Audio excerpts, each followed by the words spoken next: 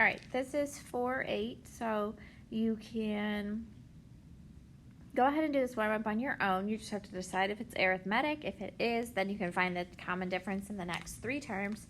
So pause it, do that one on your own, and then we'll move on. What we're going to do today is find a specific term of an arithmetic sequence.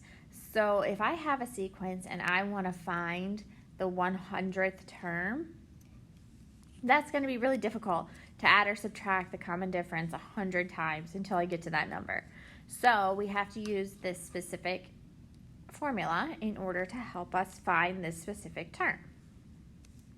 The 3 things that you're going to need to know for every single question are your first term, the term you are trying to find. So if you're trying to find the 100th term, then n would be 100, and your common difference. Okay, so and. You need your first term. So A1 is first term. N is the term you're trying to find.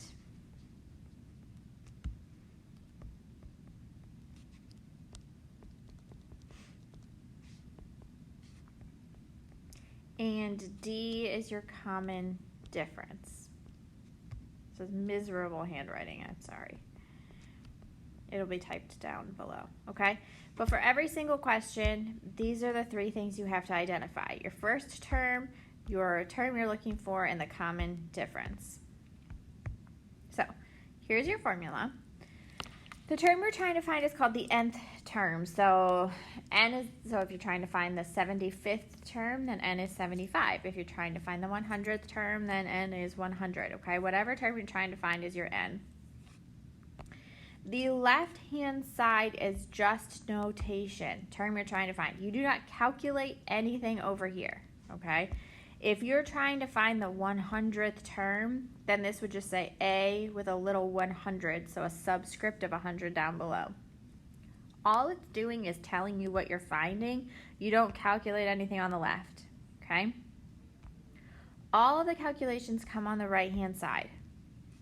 A1 is the first term in the sequence. You're going to be given all of these numbers. So whatever the first number is in the pattern, that's what goes there.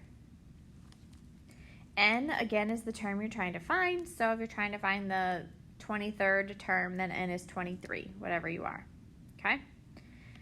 D is your common difference. It doesn't have to have that little 1. Okay? So whatever your common difference is, which you know from the other day, is what you put at the end and multiply. So you're going to have numbers for everything on the right-hand side. Again, the left-hand side is just notation. Then the right-hand side is where all of your numbers go. Okay? So we're looking at this sequence, and then it tells us to find the 14th term. So, and we need A1, we need N, and we need D. Those are the 3 things we have to have. A1 is the first term in the sequence. So if I'm looking at the sequence that was given to me, my first term is 9. So A1 is 9. N is the term you're trying to find. They tell you right here, find the 14th term. So that means that N is 14. D is the common difference. So you have to decide, how are we getting from 9 to 17 to 25, so on and so forth. So from 9 to 17, we're adding 8 each time. So my common difference is a positive 8. Okay?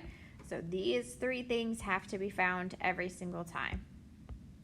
Once you know them, you plug them into the equation or the formula. So A sub n, all you're doing is saying what you're trying to find. We're trying to find the 14th term, so that just says A sub 14. Again, nothing gets calculated over there. That's just notation. All of the real numbers go on the right-hand side. Our A1, our first term, was 9 plus n minus 1. N is the term you're trying to find, which is 14, minus 1 times your common difference, which was a positive 8. All of the numbers go on that right-hand side. So that's what I have typed up down here. Okay? As long as you have it plugged in properly, you just put this entire right-hand side into your calculator exactly how you see it. You don't have to do anything fancy. You plug that in, and your calculator will tell you 113. Just like function notation, on the left, restate the question, a sub 14. That means that the 14th term in this sequence is 113. So if you would continue this sequence by adding 8 until you have 14 numbers, that 14th number would be 113. Okay? Let's look here. Find the 15th term. So we need to know these three things. And A1, N, and D. A1 is the first term in the sequence. The first term in this sequence is 12. It's the first number here. N is the term we're trying to find. It says find the 15th term. So N is 15. And D is the common difference. How are we getting from 12 to 23 to 34 to 45? We're adding 11. So D is a positive 11. Okay? Your formula, which you will have to know for your test, AN equals A1 plus N minus 1 times D. And then you plug them in. So A sub 15, because we are looking for the 15th term in the sequence. Then the right-hand side is all normal numbers. So A1 is 12 plus our N was 15. We're always subtracting 1 from that. And then multiply it by your common difference, which was a positive 11.